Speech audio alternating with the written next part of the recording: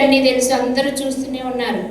కాకపోతే మేము ఎందుకు ఎక్కువ స్పందించమంటే మేము నిత్యం ప్రజల్లో ఉంటూ ప్రజల పనులు చేయడంలోనే మాకు టైం సరిపోట్ల.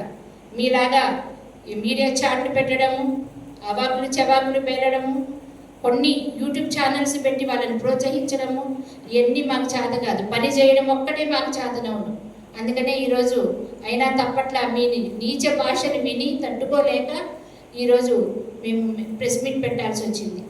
దయచేసి ఇకనైనా మీరు తగిన బుద్ధి తెచ్చుకోకపోతే మాత్రం మేమే సీఎం రేవంత్ రెడ్డి గారు అవసరం లేదు, మా మినిస్టర్స్ అవసరం లేదు, మా కార్యకర్తలు చాలు మిమ్మల్ని తరిమి తరిమి కొట్టడానికి. ఆ రోజు ఎంతో దూరంలో లేదు, అతి త్వరలోనే ఉంది. ఇకనైనా మీ భాష ఇవన్నీ మార్చుకొని బుద్ధి తెచ్చుకొని ఉంటే చాలా మంచిదని నేను భావిస్తూ, ఇంకొకసారి ఖమ్మం వచ్చి ఇట్లాంటివి మాట్లాడితే మాత్రం ఎట్టి పరిస్థితులను సహించేది లేదని, అలాగే మీ అవినీతి అక్రమాలు ఎవరికి తెలియదు? కాళేశ్వరంలో ఎంత అవినీతి జరిగింది.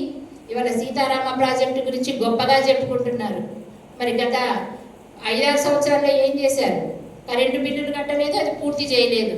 ఇప్పుడు కాంగ్రెస్ వచ్చిన తర్వాతనే కదా మొత్తం మొదలుపెట్టి పూర్తి చేసి ఇవాళ రాజీవ్ ఆల్టర్నేట్ కెనాల్ నిర్మించి ఈరోజు రైతులకు నీళ్ళు వచ్చినాయి. అంటే ఇప్పుడు వర్షాలు పడకపోతే రైతులు నీళ్లు తెప్పించింది ఎవరు?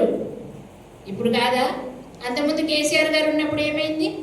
నీళ్లు రాలేదు అంటే కల్లూరులో ఆయన ప్రోగ్రాం ఉందన్నాక ముందు రోజు నీళ్ళు వదిలేరు, మళ్ళీ ఆయన వెళ్ళగానే నీళ్ళు ఆపారు. ఇవన్నీ గుర్తులేవనుకుంటారా ప్రజలకి? తగిన సమయం ఉంది.